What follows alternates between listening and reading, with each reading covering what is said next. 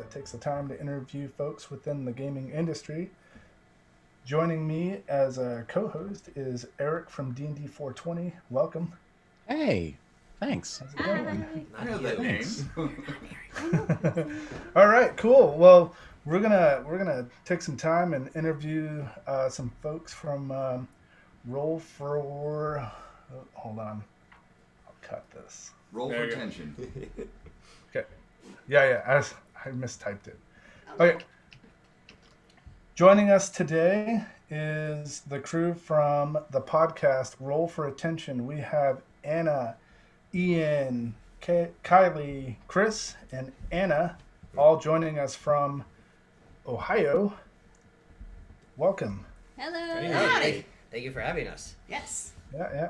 So if you guys want to individually, since this is a podcast, Hear your voice to the voices. name. Yeah, Okay. we only hear your voices. So put a name to the voice. Okay. Take a round. I'm Anna. Ian. Kaylee. Chris. And Bryant. All right, Annie cool. and Avery Brian are is not here today. and Brian, you're the dungeon master for the group, right? Yes. He's the brain. All right. You are the one that herds the cats together. Yes. All the trauma. Okay. I literally Well- wanted to buy him a mug that had Tears of My Players written on it for Christmas. Yeah. We have a character. She's not the DM. She's one of my players, but she's like, it's like herding cats, trying to get all of her teammates in one area. So it's pretty wild. Oh, It always yeah. takes one That person has- to get everybody. That together. has been described of us frequently. I can't Yeah. count how many times Bryant has gone, hey, okay, everyone shut up. I just had everyone Well- talk at once. We literally roll for attention in our game. If Yeah. we get so far off track, you roll, and whatever you get, you call it out. Almost always somebody gets a nat one. Oh, that's sad. Yeah, we do something different. It's called Purple Lightning. So anytime the group's just like at odds with each other and they don't know what's going on, the DM will say, all right, Purple Lightning, and he'll just take a giant handful of dice and then just drop it, and that's damage for us. Oh, God. No! Don't give them ideas. Please don't So give yeah, them ideas. within the 15 years I've been playing, that's only happened twice, and it's been deserved both times. You threaten him a little bit, you shake him, you're like, keep going, guys. Yeah, it got really bad for a minute there, and he was just like, all right, Purple Lightning. We're like, fuck! Oh no. It's like re-roll for a Man. character, I guess. I guess I'm the worst. I just hand character sheets. Here you go. Yeah. Yeah. Reroll. Oh, no. But all right. So I love the this the song. first ultimate question that I always ask everybody I have on is, tell us about your show. What's your show about? Where is it at? Oh, fearless God, leader. Brian, Oh, you're my on. God. Leader. Our campaign is in the world of Eberron, so it is in the year 998 YK, so 2 years after the Thronehold Tree had been signed. The group that calls themselves Umbra Victus started off in the capital city of Ondare, doing a job for a person known as Mallory. Fuck him. Please don't. Shh, no spoilers. Hired to do a job for the Alrem to obtain a certain dragon shard. From there, they've been traveling around Eberron and meeting Chris's character Drinma.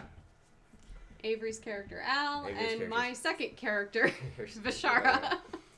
Now we're Did you talking. die? Yeah. Did you lose a One of the things you character? didn't mention Oh, no. is Oh, no, I didn't have to. this was a one-shot. This started It out was as a one supposed shot. to It be was a never a one-shot. one shot. That was never 3 a one-shot. years later. Yeah, Um, exactly. Yeah. We're Yes. getting there. We started in July because of the pandemic and all the fun quarantine because of this one. Because of Mhm. Kaylee. It was like, oh, we'll start off as a one-shot, and then it was like, we like this, keep playing. Yeah, Okay, as my plan has worked.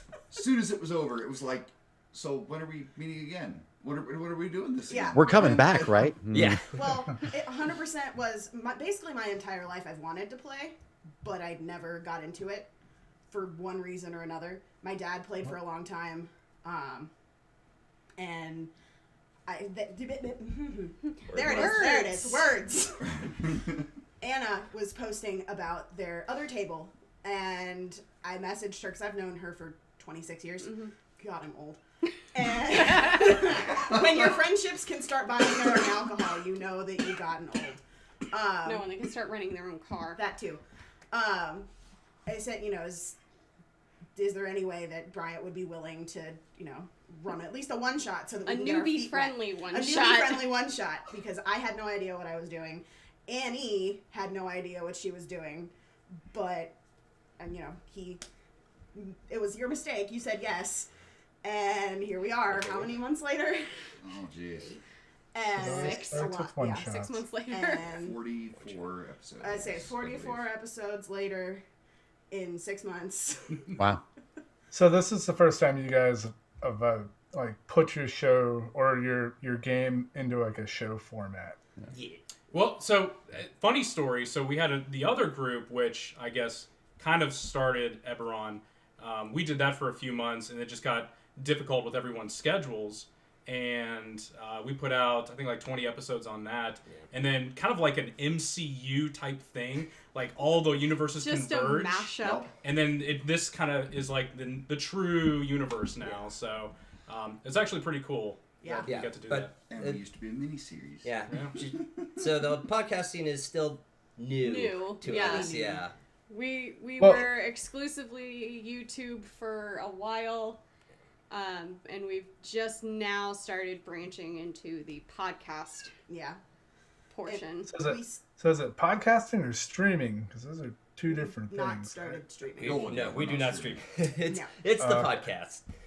That is a animal that I'm not ready to tackle. Podcasting is easy because we have our We have our microphones, files. we have our files. It's just like all right, let's play, and this beautiful man sitting behind me. Yeah, Chris. yeah. But Chris it's, is our editor. yeah, so I mean, I enjoy the podcasting stuff, and now that we have a real consistent group and everyone's really passionate. I mean, that's probably the biggest thing is the passion of it.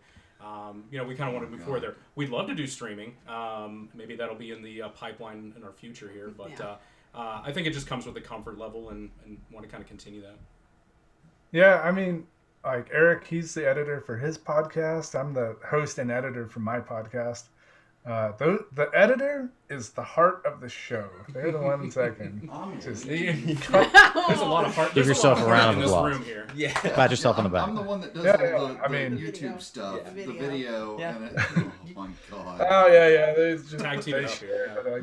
But, like, my editing for my shows, I take about 6-7 hours to edit. I put door knocking and all kinds of sound effects. I build my own ambient music, my own. I don't have the patience to do that. I do all that. So if one of my players gets thrown through a car door window, you hear his face smash into the window. And him I love it. That's I awesome. love it. Amazing. Yeah. Well, So immersive. see, we both have homebrew games, and mine's more of like everybody gets sucked into my world as actual people in the real world, kind of like a video game Ready Player One, but they're trapped in that world. And once they die in the game, their character dies on the outside. Or if their Oh. character dies on the outside, they're stuck on the inside. Oh, shit. So it's just, Oh, we're no. we're more of a homebrew kind of Give crew. him ideas. Stop. Yeah. Stop. I like this. I feel like this is a better Jumanji. Right? Right? Right? Yeah, sounds but my amazing. characters don't die in the game. They don't make other characters. They respawn in respawn points. So like they save themselves at their level and current point, and when they die, they respawn back at that location with whatever the character was saved at that point, and then they carry on. That's cool. That's And awesome. then they take insanity from the Call of Cthulhu system. So that everybody starts at 100% sane. Every time they die, they take a D dice, and then eventually they'll be like insane, and we get feral throughout the world. love And it. then they make a I new was gonna say character. that kind of sounds like Dark Souls 2. When you die, you come back with less health. Don't bring that Just up. like in real life, right? Yeah, just Yeah. like in real life. Yeah, just like in real life. Just come back You with know, and less health. I think Eric, Jimmy has his world. It's massive. Yeah, so Huge. Jimmy's been working on his world for 30 years now, and Yeah. it just had a major catastrophe happen that he's been plotting since he was like 18. Oh my god. Whereas in the water was actually in the sky. So there was no oceans. All the oceans were of sand and dirt that would kind of move like water would. But it was always prophesized that the water would suddenly fall, and because of that, it would that those ideas would create zealots and religious figures that believed in one thing or another, and then suddenly it happened, and they found a world that wasn't theirs because to them 1,000 years had gone by, and now the world has morphed and changed, and it's one of those things like you're waiting. It's like the beginning of any good story. If you see a gun on the back wall, they better shoot that gun by the third act, and it took him 30 years, but the third act is finally here, and now we're experiencing it. So It's incredible. That's awesome. I mean, The I Chekhov did gun. that Yep. yeah, the Chekhov gun. When, That's what it's Oh, called. you and your Chekhov gun. You can screw off with when that. How many branches do we have open because of your Chekhov guns? My God. A lot. Sorry, go ahead, Kelly. It's good. I've done when third edition came out.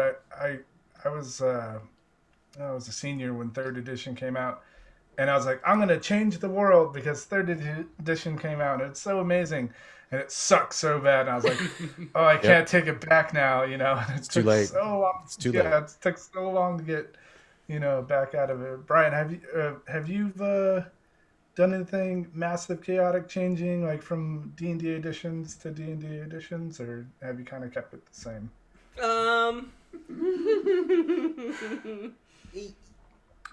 Yeah, The Brian. answer is yes. Yes. Yeah, Brian. Hold on. How about this? We'll go back. We'll come back to that. It's Why don't we not, go in around not the in their table? campaign, thankfully. Yes. Let's go around the table real quick. How long has everybody been playing D&D? I've been playing since '88, and Eric, you've been playing since early '90s. Yeah, like 94, 95. Yeah. So, what about you guys? What's your time in Let's all go service? first. This is good. Okay, we'll go reverse. So I've been playing for about 2 years now. Bryant actually was the one that got me into it, and it was actually was it a drunken suggestion by Hannah? Mm-hmm. Yeah, it It was was a drunken in a tavern. suggestion by another friend that we all just start playing D&D. And so we That's did. how it always happens. That's how it always is. Just walk Alcohol's- in. That started- Alcohol's the gateway drug to D&D. Yeah. Yeah. Yes. Yeah, Yes, it so is. that started 2018, January of 2018. Yep. I started playing. Ian, how about you? Oh, Jesus. Do you want me to go while you're thinking? Well, the very first time I ever played, it wasn't consistent. The very first time I played, I was actually backpacking the Rocky Mountains, believe it or not. I was Nice. in high school, and Things I did not know. these guys were, well, it was part of a field ecology course, and I treated it more like a vacation. And of course, As you do. As as one you does. do, as one does, and I didn't fit in with any of the group that was there, blah blah blah, and I noticed a couple of guys would just go and sit off, and they had this book and a bunch of stuff, and they'd just sit and start playing, and they'd start talking to each other. Exactly. And I went over and I went, "Hey, what are you guys doing? What you doing? What you doing?" And All right, shuffle the book to the side. Yeah, I Nothing. was gonna say Gollum with the well, ring. it was what are you D&D, and oh man, so that was my introduction to it, and it was terrible. When It was that? Such High oh school? God, we're talking high school. I mean, so like what- Yeah, what year? Because Oh, D I was- more I was accepted. a Back in the junior. day, it was like, oh, we're not doing anything. Yahtzee. Yeah. That's right, there it is. With D20s? Why are all these Junior dice year different high school colors? is what year? We're playing You're teams. a year ahead of, or you're, I graduated in 09, so So it would be That was 2008. yeah. yeah, 2008, and beyond that, my This. now ex-wife was really big into D&D, so I got into that and just kept moving forwards, and I didn't care too much for that group Yeah, well, and Yep, that whole me thing. neither. But Well, yeah. now I don't think I'm you in- could in continue this where to it's hang like, out in holy the crap. group. Like, okay, next Don't go week. down that path. Yeah. No, Ooh. no, Don't talk about no, the before time. no, This is no. our cat. This is the one we have to This hurt is a the lot. one Yes. we have to- Yes, I'm the cat. So since high school, I've been playing since July. Yep. She and Annie are the newbies. Oh, good. Well, welcome to the world of D&D. It's awesome. Thanks, You'll be it's doing welcome. it. Welcome to the You'll world be of doing it dice forever. goblins. Oh god, so bad. Oh my god. So bad. Yeah. Everyone says they're not going to do it, and then Oh, no, it I just never said I happens. wasn't gonna do it. Happens. I was like, oh, this is a thing. This is a thing. Yeah, I mean, I guess for me, it was kind of similar to you. You know, we had this other group going on here. Like, I knew of Dungeons and Dragons culture. I mean, obviously, like Beholder and everything. Like, you know, you start to see cultural, you know, pop culture references to it all the time. And, I mean, I've always known of it, but to really dive into it in 2018, beginning of 2018, and, I mean, it's just like a passion. Then it starts going, well, I want to read, like, materials. And then it's like how the intricacies and how the game actually works. I have an engineering background, so it's a lot of like min-maxing stuff, and so it's kind of like, oh, I can do this, I can do this, I can do this, and so that's kind of really where it itched me. Like it kind of satisfied me in that. Oh, it's nice. Now I know why it's song so well. You're the tinker known So, with the group. that's what's kind of been real neat with me is kind of having a good group, and you know we've done role playing stuff for all kinds of things, but the kind of the beautiful balance of mechanics and role playing. I mean, it's so satisfying. Oh man. You're in combat roleplay, dude. I'm I 100% fucking combat role play. That's I totally me. can't. Our role playing. That's something. If that's not a question that's Oh, gonna come up. we got it. Oh good. man. That comes next. Good lord. We're good, baby. I have been playing for 12 years, so since 2008. Hence why you're the dungeon master. I Yes. wouldn't. Yep. Right. I've been playing since July. I'm the dungeon master. Everybody else does, you know. I'm having a blast. Nobody Oh, comes yeah. back. Yeah. No, Bryant will forever be a forever DM I know because that he is a terrible player. When was the last time you were on the other side of the screen there, babe? 6 When months Pete, ago. Yeah, when Pete DM'd his game. I'm a good player. It's like as a DM, it's like I want to help newbie DMs. It's like, hey, you know, this is supposed to happen when this happens. And I feel like I'm that from the D&D horror stories. It's like they took over my game. I'm like, I'm just trying to help. See, that's the benefit. And you died That's the on my benefit screen. of. That's the benefit of being the editor. I let for my Christmas special. Like I still got 4 more episodes put out. She's running the game. It's her first time running a game, and they caught me because I was like, well, it's this, and she's like, this is my game, Kelly, and I'm like, okay, you know, you do it to me all the time. Well, being the editor, I just cut that section out. So Right, yeah. You're like, this never happened. Yep. Doesn't it exactly. happens a lot. Yeah. No proof. Nothing Right. exists. Yeah. Right. I had one guy's like, I was barely in it. I'm like, well, yeah, you made a bunch of stupid comments, and so I couldn't put them in the show. So, sorry. Yeah. So That sorry. episode, you just weren't there. Whoops. So, Yeah, yeah, I mean, that's pretty awesome. What, was someone else? we have a nickname for Bryant. We Oh, call him okay. Mercer Jr. No. He hates it. You know, He hates it. I hate it. But I've never listened or watched any of the Roll20. Is it Roll20 or not? Critical Role. Yeah, yeah. Critical Critical Role. Role. Yeah. Never got into it just because from what I heard. You know, no, I take that back. My friend Tim, the DM, he's a professional dungeon master for hire in Canada. He actually was a host for season 4. Those are the only ones I listened to, were the ones that he was the dungeon master. But that was it. I didn't know what was going on, but I was like, oh, Tim's doing it. I'll listen to it. Oh yeah. But I've never actually listened to any of Mercer's games or Critical anything Role. like that. Yeah. they Critical do Role. once. He's fine. It's fine. Yeah, that's what. Oh, it is. Again, what's amazing about D&D? It's different, and Yeah. every I mean, table's different, and I love it. This table, it's herding cats, and Hey, hey, look, laser pointer. excuse you. No. We are not nearly as bad as some Laser people. pointer. Yeah. Yeah. Don't do it. I'll jump My in. problem is like my group. Some of them drink, some of them don't. So by midway through, everybody's hammered, and the ones that don't drink are like, "Come on!" Well, episode 20. Yeah. Yeah. Yeah. Mm, Yeah. mm, mm, Yes, we are drink. Yeah, this is a table of drinkers. So. We're drinking. Yes. Oh yeah. Oh my Yeah. goodness. The best example I can give for that is we did a one shot that was Oh, a yeah. high level one shot, Oh, and God. we were at a cabin out in the woods, In and Hocking we Hills. decided in Hocking Hills, and we decided, okay, we're gonna do this one shot today. So we did part 1. in the the morning. morning, and then part 2 in the afternoon. And if you watch them both back to back, You get progressively more Oh, drunk you as can it so goes tell. on. part 2, Two different all groups of we were people. trashed. Yeah. It All was red faces. So bad. Yeah.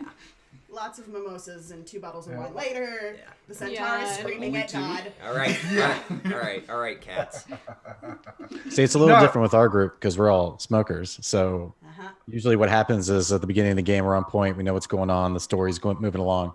And then about halfway through, the same guy's asking, what are we doing? Where We're are fighting you? this. I know. We're fighting this horde of orcs. Okay, how far away are they?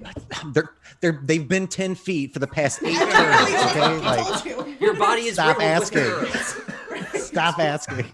You are Sean Dude. Bean at the end of Oh. Lord of the Rings. Oh Yeah. my. Oh. Oh, that was too soon. During my interview with them, I was like, "Oh, D&D 420, all right, sure." And all of a sudden, I just hear them, and I'm like, "Wait, what the fuck was that?" Oh, my yeah. god! And then Jimmy's just sitting there, and he's like, "Oh yeah, so you guys are basically, because we did a little role playing at the beginning of before we started recording the interview, and I was like, what's happening? Why did we stop? Oh wait, what's he talking about?" And, it's, What's going on? so it's a like great a- dynamic. Where am I? Yeah. Let's bring it Where are my back in. pants? Let's bring Yeah. it back in. Oh, Lordy. Yeah. Yeah, I hate It to was see good. I loved it. It was a great show. That everybody has their own game dynamics and everything. My show, we just either drink or I have people that are just like very focused on, 5th edition D&D. That's all they know, and so like I use a little bit from every edition, and so like someone will cast like identify. Well, in other editions, that means something completely different. And Yeah. I'm like, no, I need this tells me exactly what it does, and that's the way it is. And I'm like, oh, okay, I guess I gotta tell you everything about this item that Yeah. I progressively Do you let people though? know.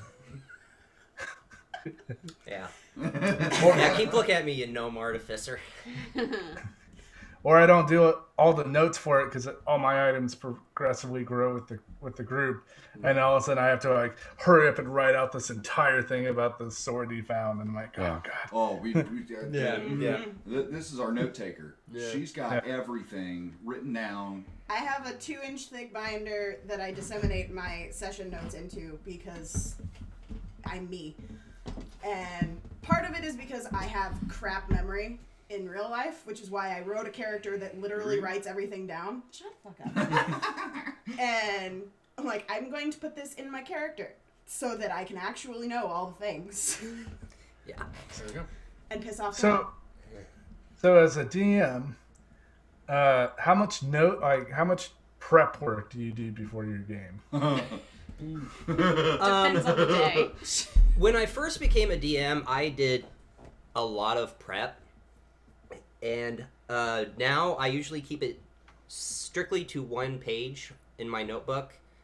Because it's like, okay, these are the major plot points for this session. Like, I know they're going to hit these. And then the what ifs, like, okay, if they follow this path, this is what they might find if they go this path. So usually my prep is about like 90 minutes because I'm not a railroad DM. It's one of those, it's like, hey, here are the plot points you guys are currently focused on, but world's your oyster. Go ahead and shuck it. So, because before that, I would spend hours and hours, and then it's like, oh, hey, you guys go to this tavern, you're going to talk to this person, and they don't talk to this person. I'm like, okay, well, crap. Well, shit. So I spend a good about 90 minutes in 1 page on my notebook because, well, they are cats and we all have ADHD, Yes, we do. neurodivergent. That's why we're attention. They usually hit the big bullet points on what I have planned for each session. Yeah. I can't tell you how many times where we've gone to break and he goes, okay, leave me alone.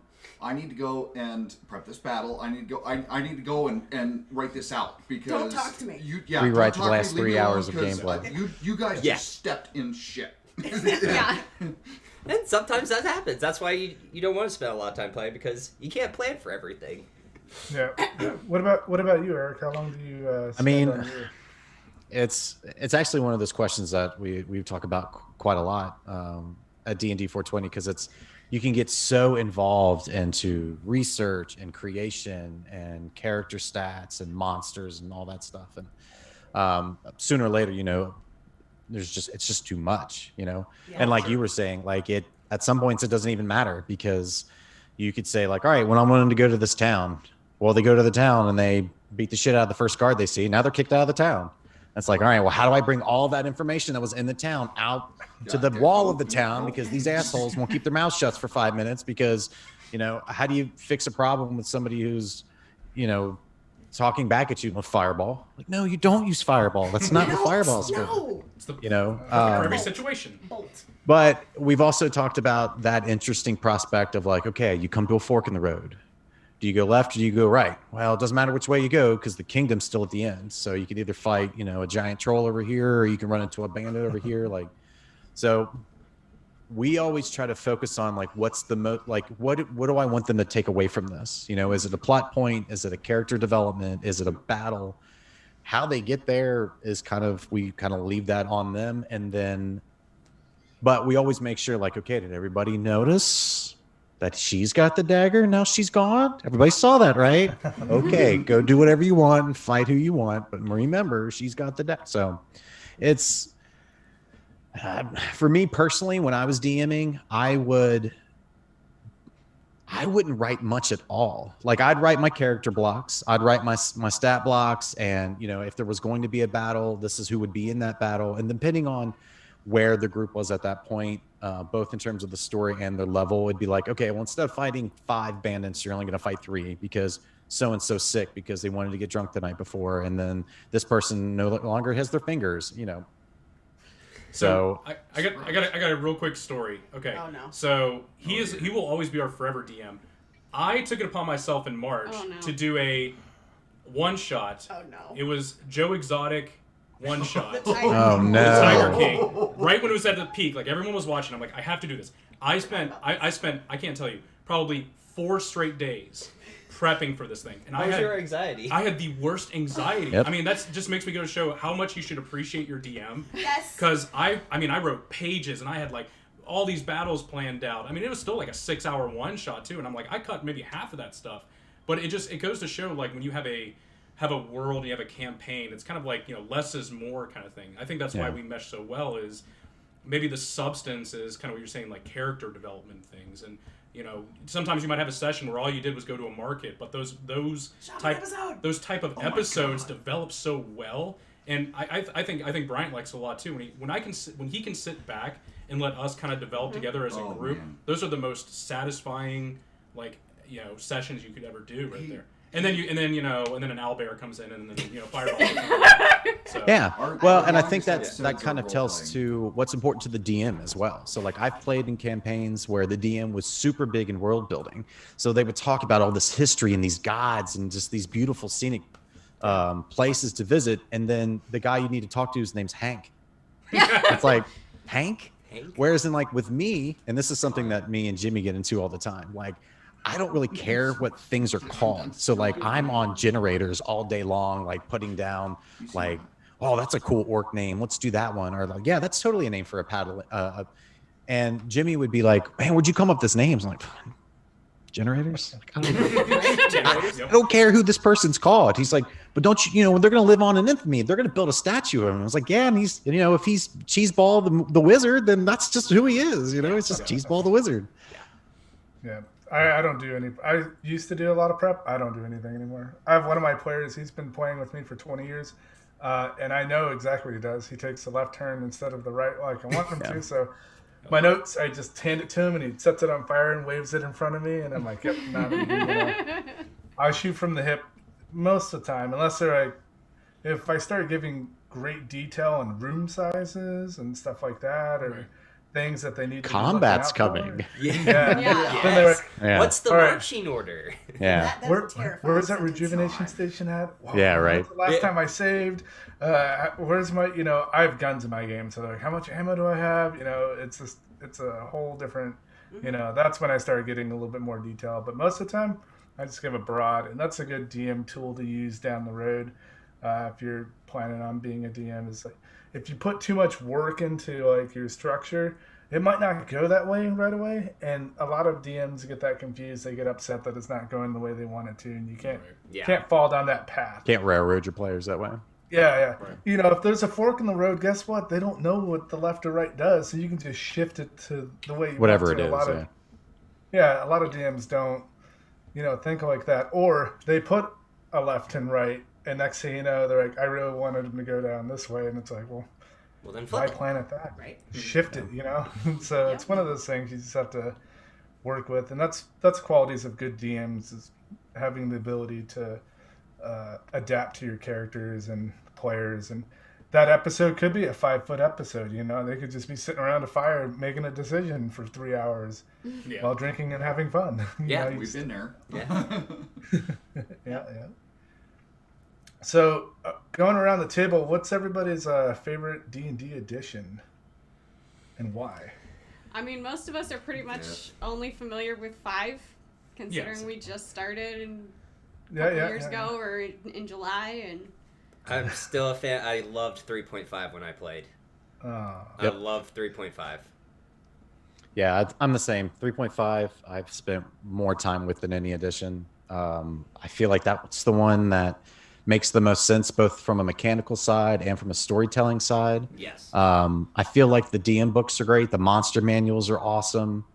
But I also have an affinity for like dice pool games because, again, something like that makes sense to me. If you want to be better at shooting a blaster, then obviously training that and putting more dice in that pool to roll makes more sense than building all of your spats against strength and constitution. So Right. I feel like at the end of the day, like the type of game you're playing is what's important to the system that you want to play. But yeah, 3.5, I always fall back on 3.5. Yeah. Brian, isn't your favorite monster from 3.5? Oh God. Your Don't dragon get me wife. started. The great worm prismatic dragon. Okay. Yes. Yep. That was that our 6 level hour, 20 yeah. one shot. That was I did a really fun. conversion into 5th edition for him. It went actually very well. But yeah, 3.5 We is lived. like as Eric said, I always fall back into 3.5. Anytime I don't know what a rule is, I'm like, I know what it is at 3.5. So Again, and as Kelly said, it's like the identify spell. I know what it is in 3.5, and she's like, you have to tell me everything. Oh. Yeah. Are you sure? I don't know everything. You know you never respond like that. It's like, bitch, no, I don't. I know. And Yeah. I've talked to a lot of DM friends that have been playing as long as I have, and I'm like, what do you think about identifying fit?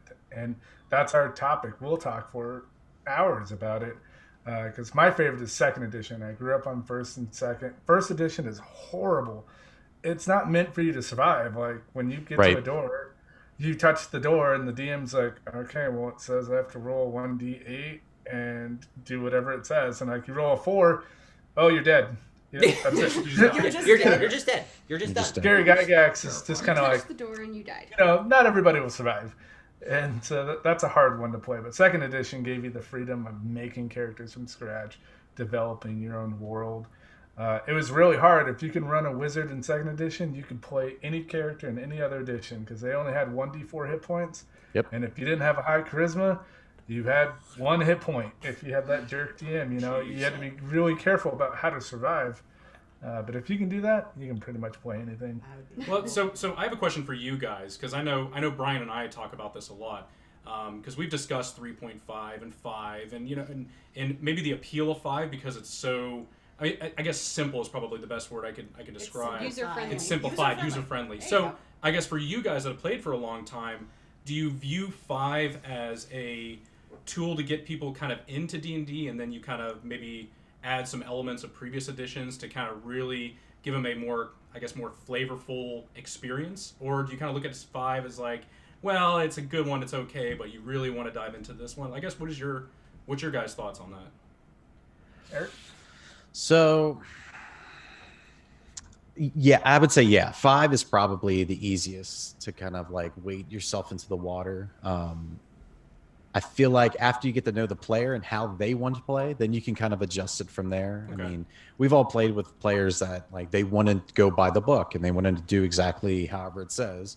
And then you have other players who just want to have a good time. And if they're rolling dice and they're killing baddies, then, as long as it makes sense to them. But I feel like once you've get like a couple of games under your belt, you really start to dive into like the logistics of like how things works, because then you start to be proactive rather than a reactive player. Yeah. Where it's like, well, we're going to go rush into this town. Like, we don't know what's in the town. Let's go scout. How does that work? Can I sneak around at night? Then like when that stuff starts happening, then it's like, all right, the 3.5, I feel, has all those mechanics like laid out in black and white. That's interesting. Fifth edition's it's the first edition that's gone digital. It's such easy to go from book to digital world. For anybody playing D&D at any age or level of playing, I think fifth is probably a good way to go. Just because it has so many books, it's so immersive with different styles and everything. For me, I incorporate from first all the way up to now with like Palladium. My game is about as homebrew as it gets, and I take skills and abilities and concepts and stuff from all of those and make my own world, and it works. I got a game going since '97. Same game, same group of people. Wow. And it's just one of those. You'll get there, don't worry. Yeah. You're not wrong. Give it time. But fifth edition is probably the best one to introduce people. I interviewed a guy yesterday, and he's a DM for hire, and he works with families, like parents with their kids, and they'll play fifth edition together. And he designs Amazing. the world to be more, kid friendly, like fifth edition style. And and I think most other editions you can't really do that with. There's too many mechanics, too much, you have to go through. You can build a character in 5e in a couple minutes. Yeah. Yeah. Well, last Quick, Christmas, and you're done. Bryant actually DM'd a little one-shot for our nieces. And it was a one-shot. It was a That one-shot. was a one-shot. Yeah, but they were 8 and 9 at the time. Yeah. They got in, again, 5th edition is, because they understood it. I mean, Yeah. as best It's as like it play. need. Yeah. As best as an 8 and 9-year-old can. Yeah. So what do Well, you I think about that's- us? Go ahead. That's why. No, go ahead. I was gonna say, I think that's one of the constitutes of fifth edition, because I feel like, with the exceptions of maybe 1 or 2, like fifth edition really was like doubling down on storytelling and role playing rather than just rolling dice. Definitely. That's the kind of player that I am. Like I've been playing since the mid '90s. I still don't know all the roles. I still have to look stuff up, but I know how to talk my way out of a situation though. Like I know how to, ask the right questions and say the right words, because that's just the kind of player I am. Like I did theater in high school, and all the, like with Late Night with Jess and Jam, that's a performance piece. Like we're playing characters, and it's about the bravado, and it's about the spectacle of the situation. Whereas in, I want to shoot my bow. Shit, how far away is he? Like, give me a second, guys. Just, you know what I mean? Like that stuff. Yeah. On an editing standpoint, a bow is the worst. I have 4 sound effects for a bow. Yeah. I have pull back of the bow. I have the tension where you hear them holding it, and then when they release, and then when it hits, and then when it pierces the thing, and I'm like, oh, I have to spread it out because they start talking before it hits them, and I have to wait and find that moment where he's like, yeah, it hits, and then I have to, the sound effects. So the bow is like the worst. Just give him a gun. Oh no, just give him a gun. That's easy. Done. Yeah, I just, click, Holster, bang, unholster, shoot. Yep. Yeah. Yeah, a billion sound effects for that, but but yeah, the I think for artwork for me, what really got me with 3.5, 4, and on, leading to 5th, was that the artwork is just so kiddish that I couldn't get into it being a 1st and 2nd edition D&D player, where they were hand drawn by the guys that made D&D. Where later on it came in, they brought in artists, and their character, like you look at the character and they look so cartoonish, and I'm like, I just couldn't get into it myself. The game I could, but I couldn't look at the artwork, the castles and stuff like that. I'm like, God, that's not even Lord of the Rings style. That was just like something, Something out of a video game. Yeah, it just wasn't catchy to me. And then 4 or maybe 4.5 had the cards, and I was like, what? Why are they putting cards with the game? That's too complicated. The only cards I want in the game is the deck of many things, and Oh I my throw God. that Oh, out as God. much as I. Yes. Please no. Please no. So I take And it if you yes, guys don't have. give it to the tiefling. You guys have the deck. Yeah, don't go. She will don't pull worry so on many You it. got to. You got to. Yeah, you have to. You have to give the deck of many things to the person you know is going to be tempted. You don't give it to, say, a gnome artificer that likes to dissect magic. It's like, I'm not going to give you the deck of many things. A I'm chaotic gonna give evil it to the tiefling? chaotic evil tiefling who Don't likes give it to to OU. fuck with Oh, God, everyone. Do not give it to the baby. Yeah. Don't. That's protect another the thing. baby. That's another thing, Jim. You gotta know how to play as your players. It's like, oh yeah, give it to the player you know will use it. Right. For my Halloween special, I had a gypsy that they had to go see, and she had the deck of many things. And the one guy that's been playing for 20 years immediately knew it was a deck of many things. And I was like, all right, what do you do? He's like, I'm going to go take 12. I was like, shit. what? And I was like, okay. And everybody went up and they took their cards. And usually D&D, there's only one deck of many things. I have a deck of many things in every tavern on the second floor. There's always someone there. And if you want to take the chance to flip a card, hey, it doesn't hurt me.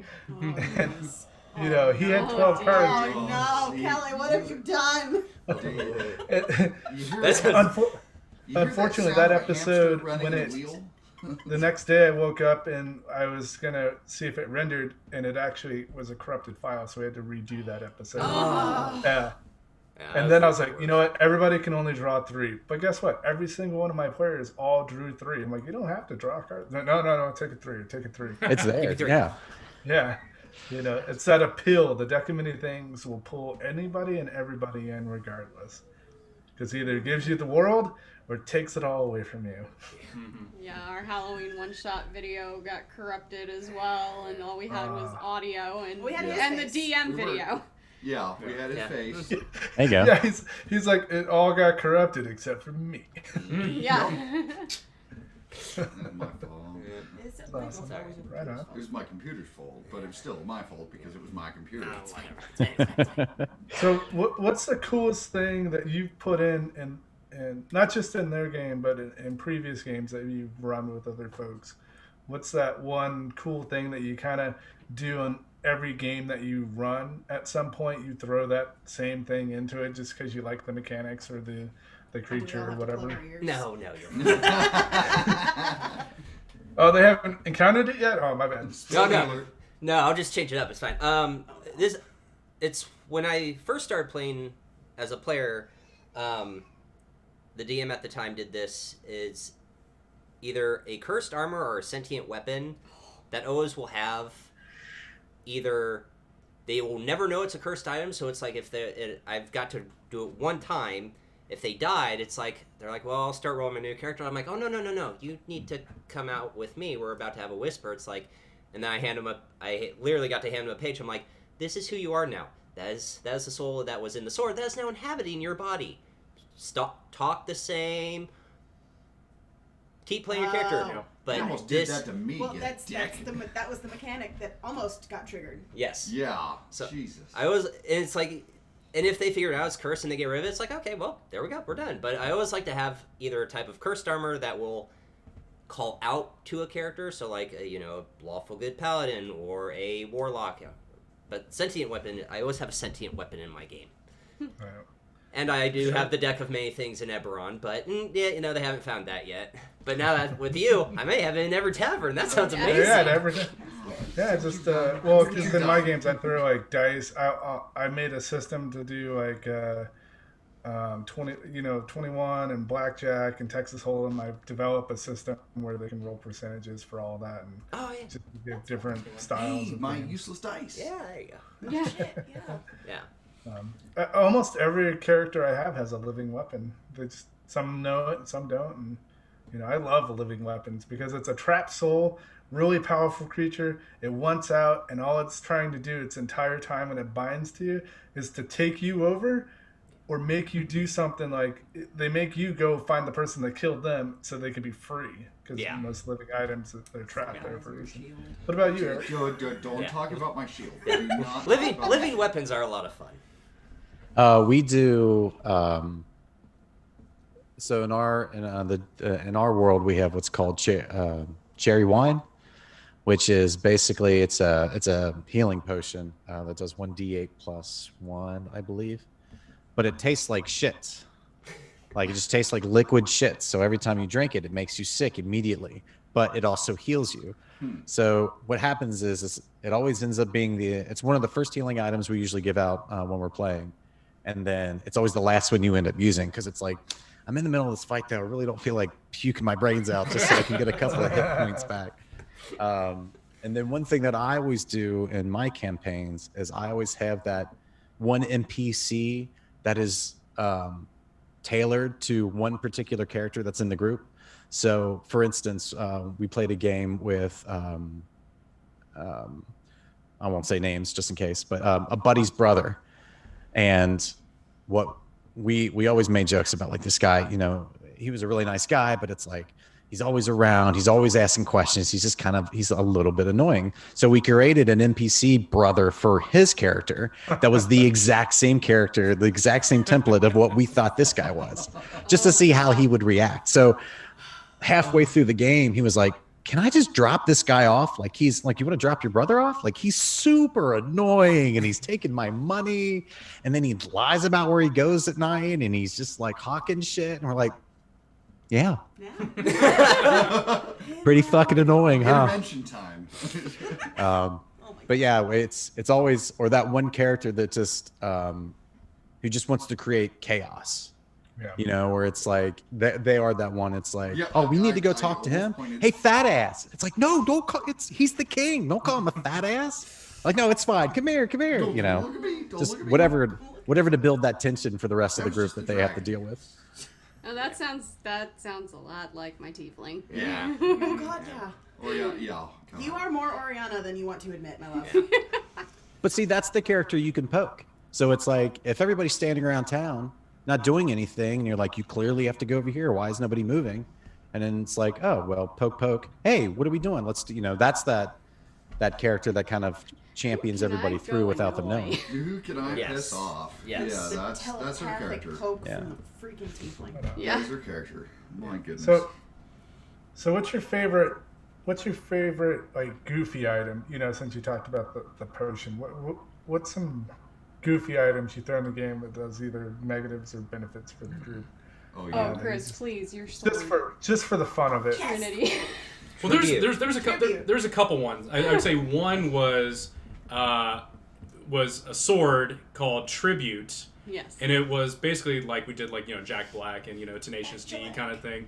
So, you know, again, You're a bard. yeah, I was a bard He was too. a So you bard. gotta keep the good Amazing times rolling. character. So I would say, like, having that, again, living weapon, things that we like to do there, but kind of having some of that punniness and something that you did, like, a really goofy voice with it as well too. So it just kind of laxes a little bit when you kind of have that role playing and you something that's not even a person. Your sword that just yelled "fuck" every time you Yeah, swung it. yeah, pretty much.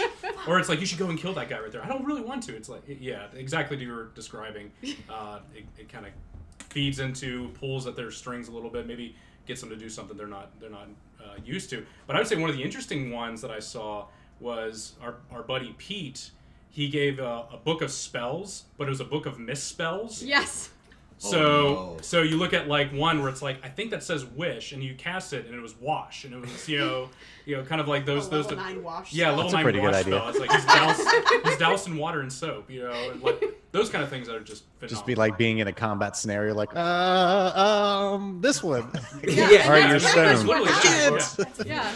what was message was massage. Yeah, Yeah. it's like it was I cast message right there, and then you feel a nice good pull on your back right there. It feels real nice. Yeah. That's really I funny. want That's massage a cancer, really good please. funny That sounds joke. Amazing. Yeah, it's incredible. I had the brick of healing, so like the priest has a brick that you have to hit the person with. Oh, so no. You Yeah. hit instead it of with a taking brick and it damage, feels they like- take Healing you damage. know, they get Damn tired. it. Healing So Yeah, if we you did- hit them in like the same that. spot Healing enough damage. times that it'd break the bones, but it'd heal their hit points. And Yeah, we did something like that, but it was fire. So like every time he healed you, like you burned a little bit more, and your skin started to turn like dark and ash. So every time you walked, like if nobody knew what was going on, and you had some NPC like, "What the hell's wrong with your face?" You're like, "Oh yeah, I got healed." Yeah, So- yeah. I love that. That's- I love that. Yeah. And then I've made brass knuckles that I call thoughts and prayers that hopefully Yes. hopefully my monk in this campaign will find because it does psychic and radiant damage. It's so funny. Amazing. It's nice. Yeah, the monks. So, what's everybody's favorite character and class to play? Since we're talking about monks and going Yikes. around. I think, honestly, I think my Tiefling Warlock that I play right now is probably my favorite. It's such a staple. It's a classic. Oh yeah. It's such a classic. I mean, I've played a Dragonborn fighter, I've played a Changeling cleric, or no, a Changeling Changeling fighter. Eldritch Knight fighter. A A Tempest Tempest Domain Dwarf. Dwarf. My Tiefling Warlock, and I have a Kalishtar cleric also that I play right now. Okay, so you took level 30 characters. It's got five levels, in each. Something like Yeah, that. my Tiefling Warlock has multi-class 2 levels into Rogue so far, and she's Called the going, Roguelock. Yeah, she's Yeah, going Roguelock. Arcane Nice. Trickster. Yeah. It's a goodie. I'll take one here. So as what I'm doing right now is an Azmar Barbarian, and We love Drenma. I love it. Just the That's all I've got. It's the ferociousness, and it's I guess to me it's like it's simple, like mechanically it's simple, but then that gets me to focus on the role playing aspect, which I absolutely love. It's like once you like we talk about in 5e, you roll the dice. It is what it is right here, but if you can kind of elevate that exchange rather than it just being okay, you just take 15 points of slashing damage or whatever, it kind of creates the world building. I am doing a character that is from the newest one, Tasha's Cauldron of Everything. I'm listening. And it is I wanted to do something really weird. So it is a half-orc blade singer. So, which has been like really cool. So blade singing is like very elvish and beautiful. So there's something about this big, burly half-orc that's trying to be like a... With this angelic voice, Is it- dancing yes. around. That's He beautiful. is the crocodile from Fantasia. Yeah. So, That's but, beautiful. but what I did with it was I basically took like anime inspiration, like Bleach, and now it's kind of like you activate the sword. So it just kind of adds those layers onto it. And then my character almost died on the first combat, first hit, because he had like 12 hit points. Yeah. Because he's a wizard still. He doesn't have the stats as a traditional half-orc fighter, barbarian, or whatever. So that's been so much fun. So much fun. I know you just started, but what's your favorite character in Yeah, class? what do you got? What's your favorite class well, and character? After playing multiple different ones, yes, playing the centaur was fun. Ronan was a lot of fun. Ronan was hilarious. So she was a centaur. I say was like she's dead. She's not dead. She's just on a different plane of reality. Still in here. Still in there. Centaur blood hunter, but I played her more like the standard. I don't understand magic barbarian, which was kind of fun. And then we got in the middle of combat, and she started, slicing her arm and activating magic on her weapon. They're like, what? But no, That's just Paul how is this on works. board. I don't know. I'm Yeah, just yeah. going for it. Yeah, I don't know. It's weird. It's weird. It's working. It's working. I don't know. I bleed, and it's fine. But no, my gnome artificer is my favorite. It tickles everything about me As because an engineer. I'm a mechanical engineer by trade, and for whatever reason, I love playing small races. So playing the centaur was really fucking weird. Like, she's 7 feet tall. I'm like, I'm used to being 3 feet tall. This is weird, and I don't like it. But yeah, she's an alchemist, and she's awesome, and I love her a lot. It's a lot of fun. I love playing my paladin. Yeah. I love my paladin. I'm still getting used to the mechanics and whatever. And well, we just had a revelation when I was talking with Bryant that apparently I've been doing saving rolls wrong You have Or- not. since July. I've been doing them wrong because I was using D&D Beyond It's a and little I was bubble. using the top of the screen. Yeah.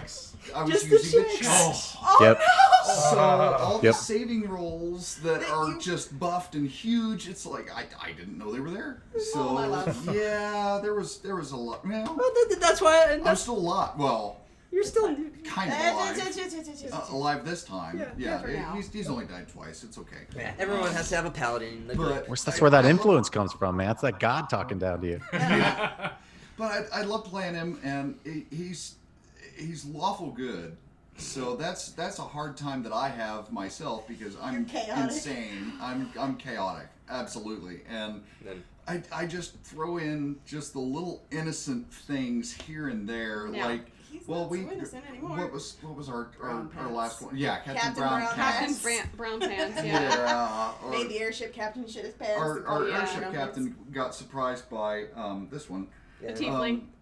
who Her tongue down her girlfriend's decided to dimension door right in front of him, and Bryant Literally scared the shit out of him. literally shit his pants, and I Small went, moments in D&D that you love. Yeah. and that was a whole thing, and then Sir Valerian, my character, comes up on deck and all right, Why do I Captain Brown smell- Pants. Yeah, it smells like a barn. And what class is he?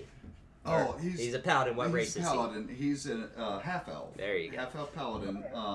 Interesting. I've played elves before, but I honestly I think the one that was the most fun to play was Handsome Jack. Yeah. Handsome Jack Oh, was no, yeah. so much fun. Human That fighter. was our Human fighter, Gunslinger. gunslinger. Yeah, and it was he was chaotic, and it was just one of those. Grand. Well, yeah, his catchphrase was "Fuck it's grand." Yeah.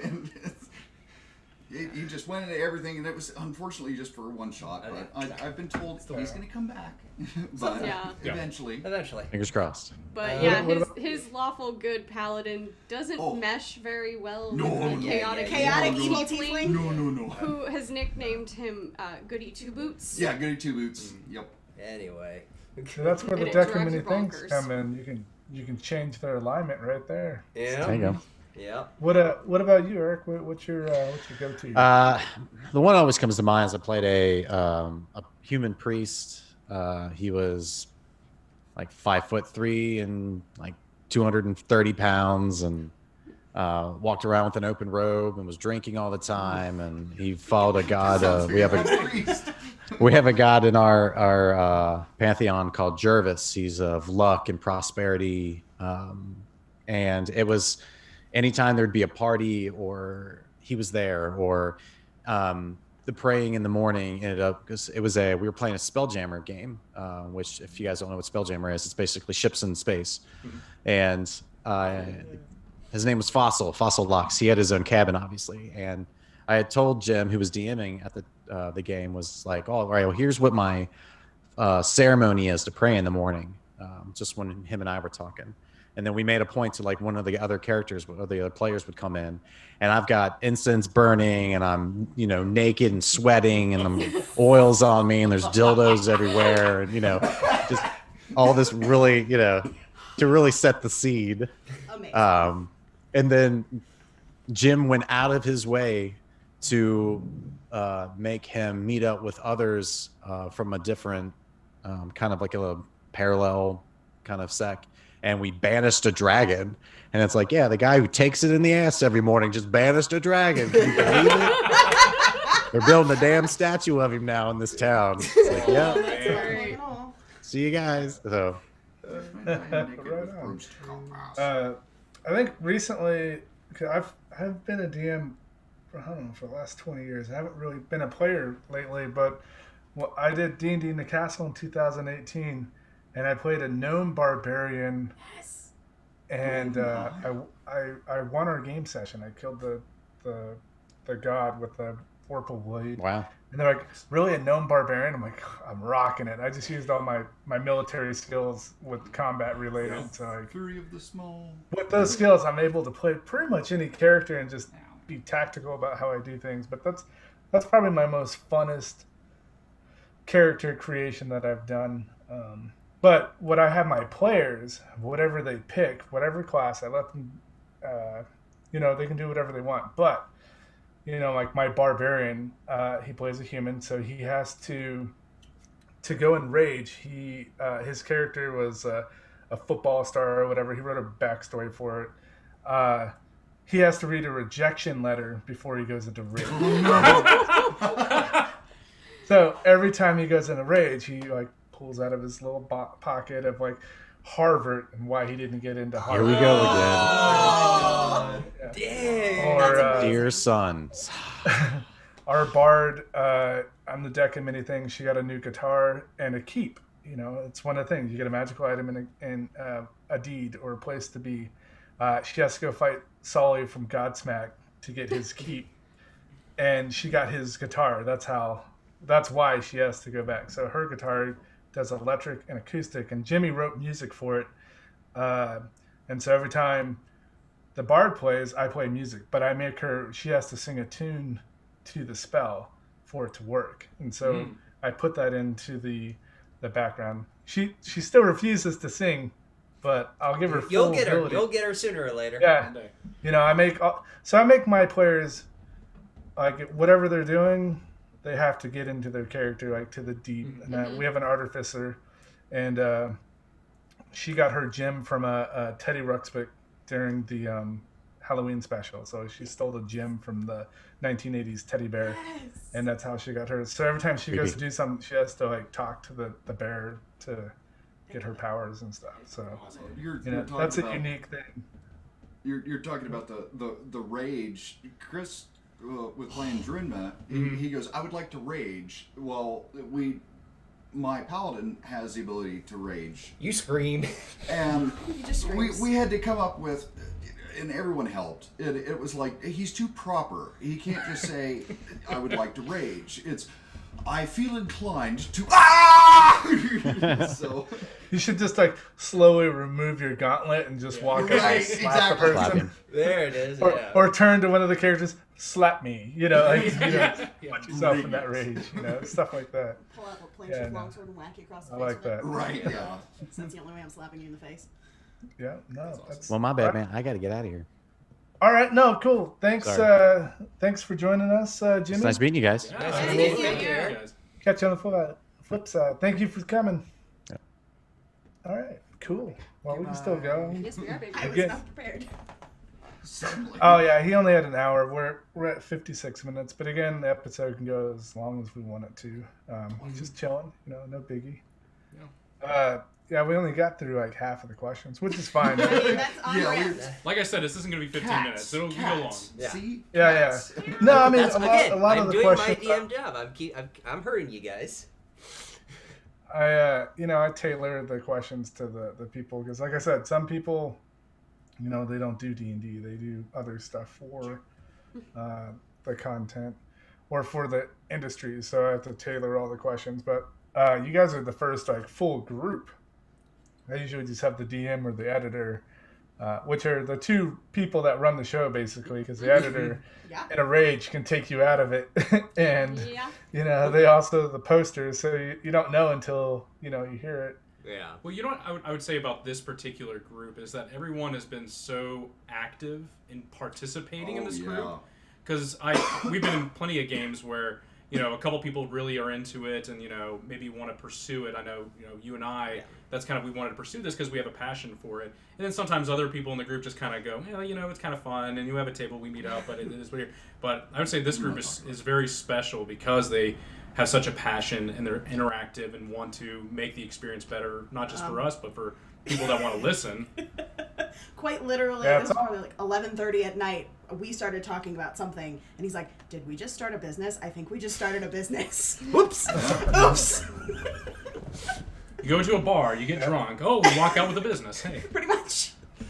Yeah. That's And kind of that's how my- this started. Exactly. I mean, We started recording. You're I not keep hitting wrong. you. I'm sorry. I'm fidgeting with things.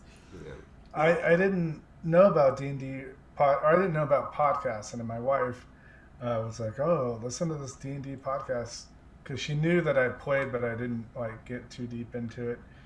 And then I can't remember. It was like 2014 Dungeons or what was it called?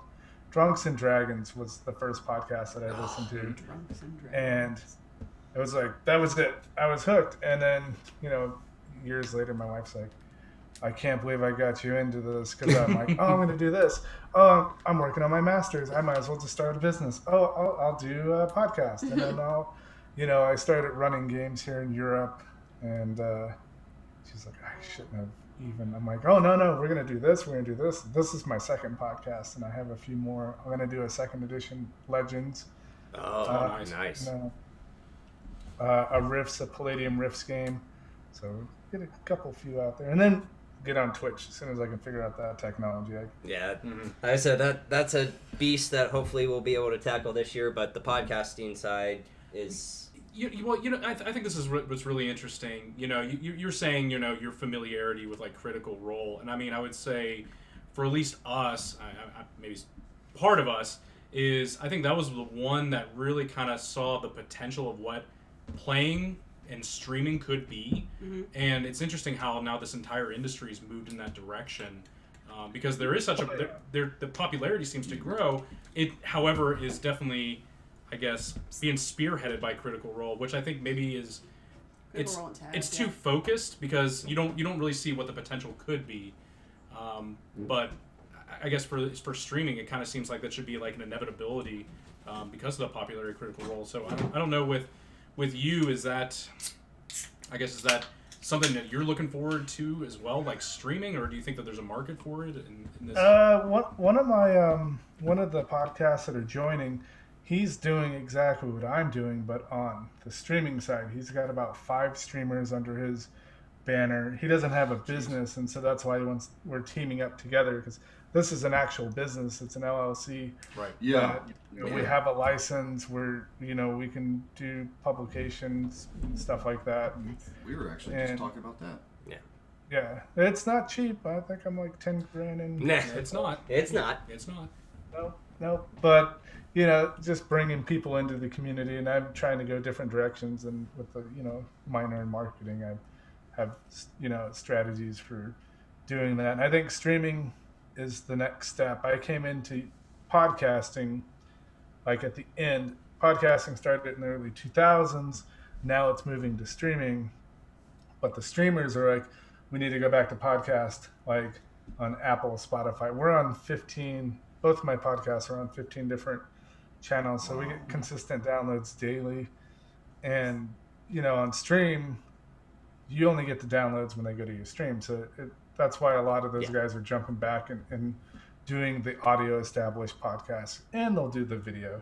And you can do a lot more editing with the podcast. And when I first started researching you guys, I'm like, I'm not finding you guys on any of the platforms, because you said podcast, and immediately to me that meant Apple, Spotify, in those different directions. And it probably was like, I had established one for our other YouTube channel, and so it kind of got thrown in that. But now with what we see it now, it's going to be its own separate entity, so that we can kind of monitor it a little better.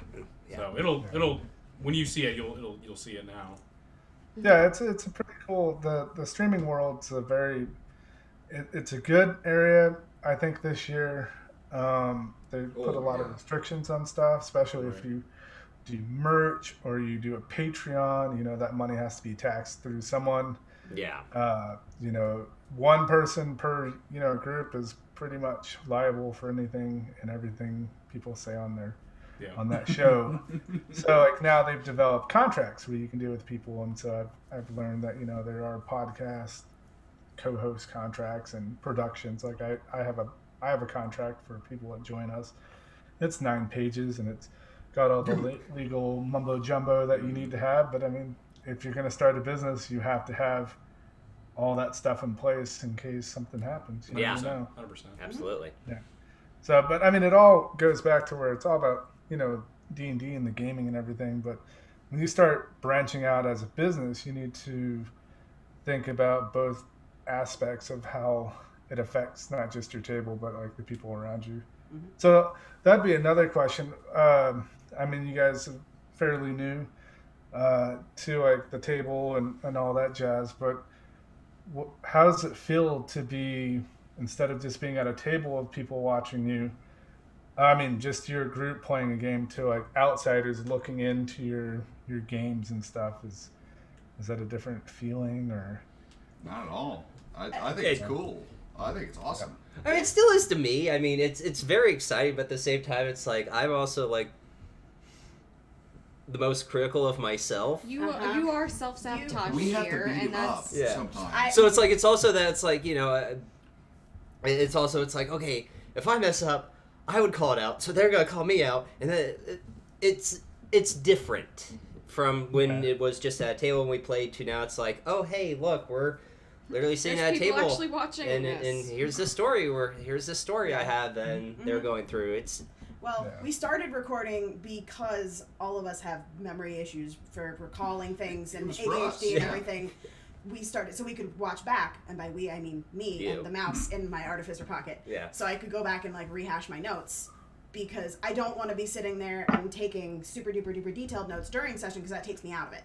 Yeah. And I wanted to be able to have that information. So we started recording, and then it just kind One of thing all led to another. organically grew out from there. Yeah. But it's If I cool could- to think that other people are looking at the story that we're creating. I've got a funny story. Does it pertain to the question? Yes, it does. Okay. Well, just because speaking of people watching, I had a girlfriend that Oh yeah. Oh yeah. she had remarked that she found the channel. Yeah. She found the YouTube channel and was watching it and loved it. Absolutely loved it and whatever. And goes, "I hate your voice." Your voice or Those are the Valerian's words, 'cause- Valerian's voice. Yeah. Hated Valerian's voice. That's the worst part, because they can go on Apple, if you're on Apple Podcasts, and they can give you a negative, negative review, and it'll take your 5 stars down to like, 1. Yeah. She was Yeah. just used to me speaking and then me faking the accent. It was just too much. Yeah, apparently. It's exciting. It's just also very scary, like, because I like to do voices. I have voices for all different characters. So it's just one of those. It's like, It's a little more. oh than man, I'm just waiting for one houses. person. It's like, man, that is a really annoying voice for that character. It's like, oh okay. Oh no, thanks. we all think No. it. We just don't say it. There you go. Well, for my games, because I do post and I'm not live streaming, I'll write the script out for my NPCs as I'm talking to everybody, and then I have a voice actor do the voice of that NPC. So if it's a girl doing it, not me doing a voice of a girl. I'll have an actual girl come in and she'll voice the character, or like a guy, or for our Christmas special, we do story cast at the beginning of our specials, and it's all scripted. And so that there's a guy that played Krampus, and his voice is amazing. He sounds just like Krampus. Wow. And then my sister-in-law played a goblin. She did a perfect goblin voice. And then people played the elves, the gnomes, Santa Claus. I didn't play any voices. And I even had a narrator, because I wrote the script for it. I had someone else do the narration. And, that's just a good way when you're in post that you can just put those extra voices. Because over the years, I've stopped doing voices. I just can't.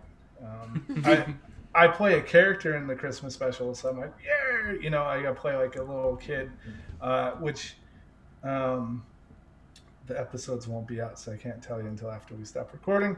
But I play, a little kid, and he's always sabotaging everything. And as a player, I know what the story is, so I mess with everybody and everything that's going on. And, it's always fun being a player when you know what's going to happen.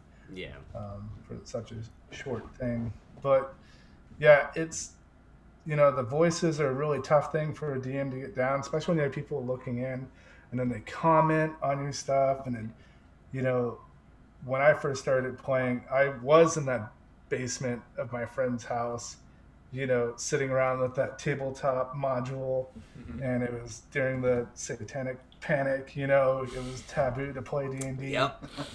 And so to have an audience now, it's really cool, because I like, I don't get very many people don't do review comments, but I'll get messages from people, and I'm like, right on, cool. You should write a review, because that's how I get traffic. Right.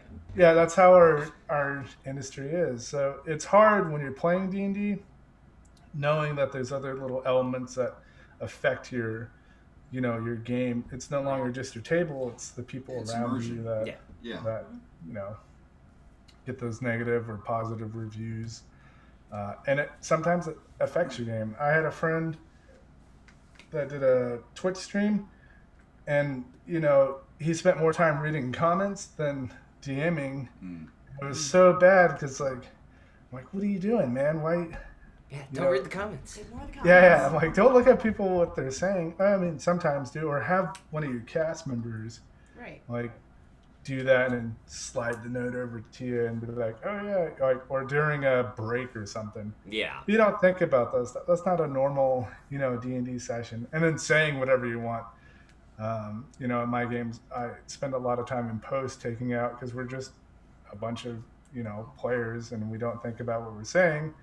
Right. Well, you have to look at like who your audience and the current climate. You have to take things out, even though you don't mean any of it. But the impressions that people get, you have to be Sure. careful about. I've had to do that several times. Yeah. And that's one thing about Twitch. I was in the infantry for 10 years, and so like I have a very salty sense of humor most of the time, and so I catch myself like, nope, I gotta cut that out. That's not funny to most people. Stuff like that. And so in a live stream, I'm like, oh, I don't know how that would go. I could crash my entire network if I live streamed, stuff like that. I've gotten better because I think I've got the biggest mouth. Everyone will agree. Well, I've been trying to wait until I hear Bryant go, and that's where we're going to take a break, and then I let out. Okay. Yeah, and that's, oh, no, still streaming, my bad. I forgot to hit music. and I think that's the advantage of recording and doing podcasts, because if we say something wrong or we have a hiccup, you can edit that out and have it just continue with, like, if you, or you live spill your streaming entire new alcoholic beverage all over the table. live streaming, there's no cuts. If you mess up, you messed up. I did an interview with Nerdarchy with Dave. He interviewed me, and I was like, hey man, can I get the audio and we can do it? He's like, oh no man, we're streaming, we're live right now. I'm like, oh, okay. Cool. I didn't know how that world works. I played D&D in a castle with him and did a one-shot for his book that came. I don't have it with me, but his Kickstarter, I got to be in the campaign for it when it was in its development stage. It was a lot of fun. But again, streaming is such a weird world to me, being an old D&D player coming into the modern age of D&D, I guess you could say. Which for most of you guys is like normal everyday. Just everyday life. Which is great. There's nothing wrong with that. You're seasoned. There it is. Seasoned veteran. There it is. Yeah, there we go. That's what it's called. Sure. But, and that's the thing about 5th edition, and that I like about 5th edition is that now they have, like, they're not official books, but they have books that people outside of Wizards of the Coast are developing, and they're being supported by Wizards of the Coast to put out that content. Yeah. Which is pretty neat. No other edition, I believe, had that kind of outside sourcing from those companies, TRS or Wizards of the Coast. I think this is the first time they've kind of opened the doors to people and famous people. Like, I think I saw a thing that the half of the crew from Infinity Wars, they play a D&D game, and then, and it's on TV, a lot of TV shows now. My wife's like, I see there's a lot of D&D, like in Big Bang. Stranger Things, exactly. Yeah. Where before, maybe 15 years ago, that wouldn't have been, again, D&D was like a taboo.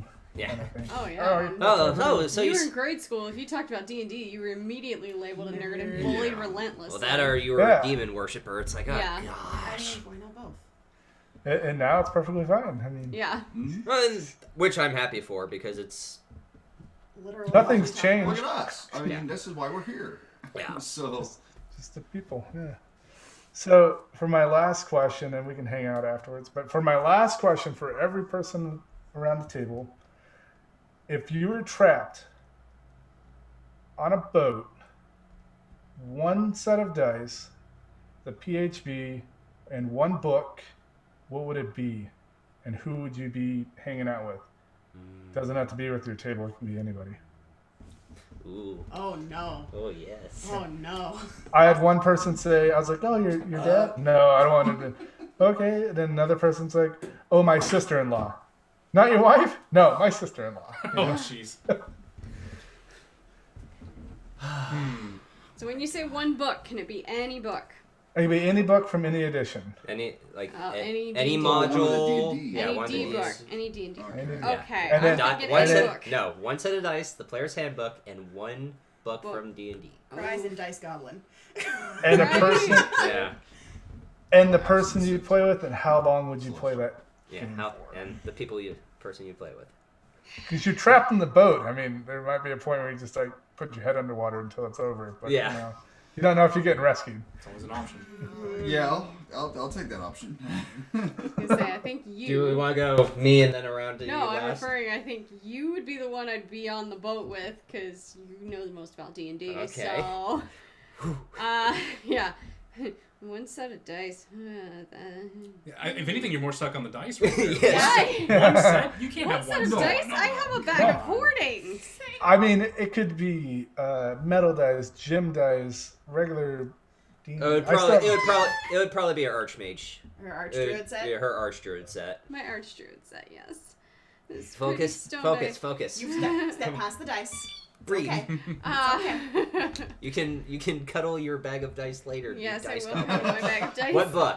Oh God, what book? I know it's not gonna be The Lost Mine of Phandelver. No, I fucking hate that module. God. It would probably... Just because Curse of Strahd seemed really interesting. There it is. I knew it. Someone was gonna say it. Yeah. You're not the first person. And you won't be the last. It's why it's always popular. It is one of the most popular modules. It just seemed interesting. See, It's terrifying. here's my pick. It would be Curse of Strahd. My dice set would actually be like the little like spinny rings. Yes. You know, like the all the rings. spinny rings right there, and then Tim Burton would be who I play with. Ooh, that would be alright, awesome. It'd be Nice. incredible. Curse of Strahd run by Tim Burton. Okay. Get a lot of I don't Beetlejuice want to go vibes up now. in there. That's a great You're the- answer. That You're the is- first person to Corpse go Bride outside vibes. of their like circle. Yeah. I see Everybody these stays guys in all their the circle. time right here. Why would I want to? Come on. Haley. God, that's me. It's like when combat. It is in fact my turn. Yeah, it's your turn. You rolled 4 on your initiative. Well, hey, I'm last, so That tracks. on brand. That tracks. My dice would probably be, because I have to do this answer first, the new ones that I got for Christmas. They're silver and purple background. They have gears on them. Oh yeah. They're my artificer cool. dice. Yes. Nice. Because, nice, you nice, I know, like it. Artificer. it's me. Duh. I am an artificer IRL. It's fine. Opening it up to more than just people that I know is too much for my brain. So, I'm sorry I'm stealing your husband. Okay. And Damn. probably... It's the most love I you ever really- get. I know, right? I really love Eberron, so it would probably be the Wayfarer's Guide to Eberron. Yeah. Yeah. They just want extra treatment when you guys record your next session. Yeah, it's like handing out inspiration for Hey, the day. Is this out of character No, for me? it's Yeah, not. no. Just everyone wants some extra inspiration. Oh, here's some gold. Here's some platinum. You were so nice. All right, Ian. Oh, Ian? Jesus. Come on. You have literally the longest of anybody to think. Oh, yeah, I know, but probably, okay. Book-wise, I'd probably have to go with Matt Mercer's book. Oh, Wayfarer's Guide to Yeah. I'd Wild have to Mount? go- I'd Wild have to Mount? go with that for Wild Mount. As for somebody I would play with, Joe Magniello. Damn it! Oh, Shit! no! You took it from me. Yes! Joe Manganiello, I win! nice. You can still play with him. I know. Yeah. You're on I was both like, I was really boats, hoping so like he wouldn't say Joe because like It's actually a warship. It's a little wide, so Yeah. it's a bigger boat. It's, You're 'Cause right. it would it's have like- to be a bigger boat. Yeah. hey, I love you, but my dice would It's be my blood Joe. dice, No. obviously. Yeah. My blood dice. I love my blood dice. There is a whole set. You're like, I'm changing my answer. Sorry. Yeah. Mine would be Tyranny of Dragons. Oh yeah. Okay. My book would be Tyranny of Dragons, and it would be with Joe Manganiello, because Yeah. See? because he would play as Archon. I would so love yeah. Tyranny of That's Dragons my as word. Archon. He's such a nice guy. Yeah, He is no, such but a nice Tyranny guy. of Dragons. I love the world of Eberron. I like how Keith Baker has created that world and literally looks at every DM and says, "Here's your guidelines. Yeah. Homebrew it." I mean, if I had But to Tyranny pick of Dragons- somebody outside of our group to play with, it would either be I like it. Laura Bailey Okay, or there it is. Liam O'Brien. Yeah. You can have Laura. I'll take Liam. But no, it's Okay. like I love everyone's like, He's "Oh, their Curse of Strahd." I'm like, but Tyranny of Dragons, but dragons. Tiamat. Wait, A, you a, take gi- a Liam giant Neeson? dragon war against the metallics and the chromatics and the cult of... Okay, no. Okay. No, just me. No. No, just me? Alright. Yeah.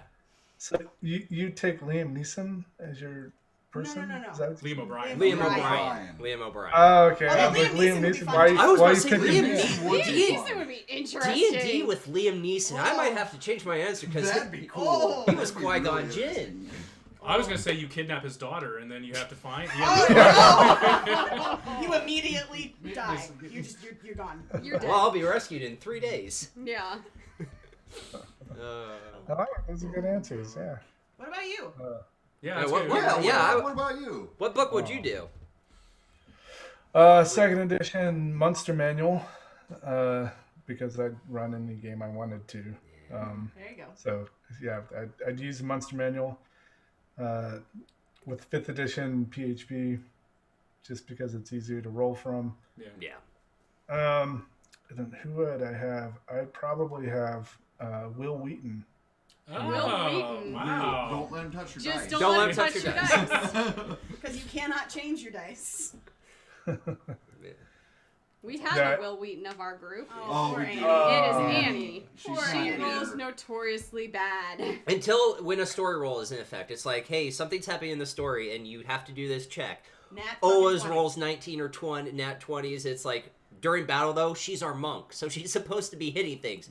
I rolled a 7. I Yeah. rolled a 2. I rolled a Say, 4. She hit the big bad once in the whole fight with her brand new toy, Yeah.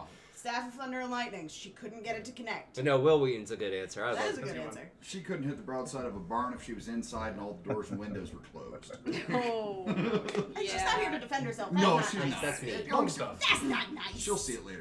We'll do one more question. It'll be what's your favorite podcast going around the table of D&D? Of D&D. Oh, Critical Role. I'd have to say I was- Critical Role. you got- I listen to Critical Role I love constantly Dungeon at work. Dungeon. Well, There- yeah. Dungeon. I've really listened to a lot of Dungeon. Dudes. I listened to a lot of Dungeon Dudes. Having said that, I did catch up on like episode 100 of Critical Role. So I mean, if you're to talk time, that's probably it. Yeah. I sent a message to Dungeon Dudes. I think they reached back. I might have them on the show soon. It'd be Some phenomenal. That those was guys, amazing. those guys are I- incredible. Yeah, when I'm not in the kitchen, I'm driving a truck for my job. That's why I love the podcast. I literally just boot up either our show or Dungeon Dudes. And I'm just like, cool. I got now 10 hours of driving. Here we go. Yep. I actually don't listen to my show at all because I spend so long editing. yeah. Yeah. I have a hard time as well. was After doing all the editing and whatever, it's like I've seen it a million times. I know it. I know it now, Yeah. and it's like I can't stand it. And Yeah, no, I force myself to listen to our show because A, I have to stop hating my own voice, and B, it's like, oh, that's what I said. That's right. yeah, How many times have I gotten the text message? What happened? Yeah, What happened here? I need to know this information. Yeah, we just had a back and forth. But yeah. Kaylee and I just had a back and forth because I was watching Oh, that's like old. episode 22, and I went, Oh shit! "That's what fucking happened." How do I not remember that as a person? Yeah. Yeah, I love Dungeon Dudes as a D&D podcast. Yeah, those guys are cool. They're awesome. I hope you get to interview them because That would be All awesome. right, that'd be yeah. awesome. Yeah, really got me into mostly editing. Dungeons and Daddies. That was like the one that got me hooked. that was another And one. that was Yeah. another Dungeons. one. Dungeons and Daddies. And I was That's talking to hilarious. their editor, and I message him. I'm on their Patreon, so I talk to him every so often and ask him advice and stuff like that. I sent him my first episode, and he listened to it and gave me some pointers about editing and stuff. But that'd be a really cool one to interview, but they're so high up on this Yeah. D&D world that I'm like, I'll just stick with the people that I'm friends with and that I know. But yeah, that'd be really cool to interview them. If they put out more than just one episode every 2 weeks, that's what kills me. Unless you're a Patreon, then you get one per week. But Yeah. such a hard thing. They've been on Christmas break, I think, because I haven't seen anything on Patreon. And Yeah, they've been. yeah, they usually take Christmas, time blocked off. Right. And they got a few things coming out soon. One-shot stuff that they're doing. I think they're doing a Star Wars one-shot and then something Love else. to do one. I did one. Yes, please. It did Yeah. not Yes, go well. yes. It did not go well. Nothing wrong with that. So, you guys have any other questions or anything? This No? was a lot of That's- fun. it was It was I'm- fun. super This chill. was cool. I'm sorry we really just derailed. Yeah. But I was Oh, trying yeah. to reel us in, but again, we are called Roll for Attention because As as you saw during this podcast, we go off the rails. It's like here's It's a all question with a story. Always stories. It's all good. Yeah, thanks for joining us at Maximum Roll Entertainment, and hopefully we'll have you guys back on. You can talk more on That'd be awesome. Yeah. your That'd be stuff great. later Thank on. you for having us again. Thank you. Cool. Alrighty. Thanks for joining Maximum